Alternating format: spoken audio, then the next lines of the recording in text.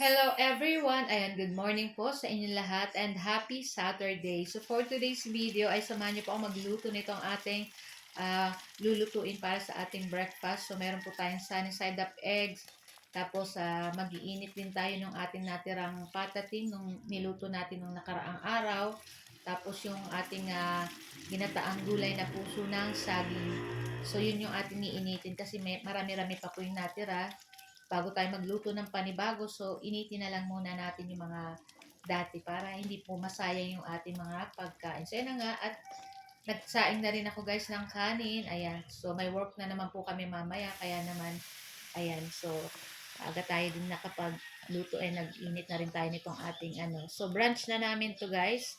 So, mamayang gabi may iinitin na lang din uli silang ulam kasi nagluto ako kahapon ng paksiw na ribs. So, yun yung ulam nila mamayang gabi habang ako ay nasa trabaho.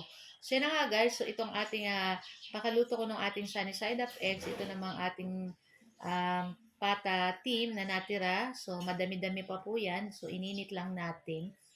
Ayan. Medyo niliitan ko na lang ng mga in-slice ko na lang siya guys kasi medyo malalaki yung ating pata dyan. Kaya niliit-liitan ko na lang. So, dinagdagan ko lang ng konting tubig yan kasi ano na yung sabaw kasi nung inulam nila, ayan, syempre nagsabaw-sabaw sa kanin, kaya umunti na, kaya nagdagdag ako ng konting tubig. Tapos, ayan, tignamitan ko pa siya or tiglasahan ko pa kung okay pa yung lasa. Syempre, okay pa naman guys. Yung mga ganitong parang adobo or mga matagal po ang buhay ng ganito, ayan. So, after nating mainit yung ating patatim, ayan naman yung ating gulay na puso ng saging. So, initin na din natin iyan. So, initin lang po natin yan sa mahinang apoy para hindi po matutong. Ayan, syempre sa din natin para walang tira. O, diba? So, yung ating kanin dyan, guys, madali na ring maluto. Kaya, after namin makapag-init nito, ay kakain na rin po kami.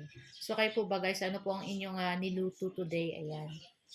So, shout out po sa new followers ng Mamshi and Trisan. Sana sa mga hindi pa po naka-follow, ayan, huwag niyo po sana kalimutan mag-like, follow para palagi po kayong updated sa aming mga bagong video na i-upload.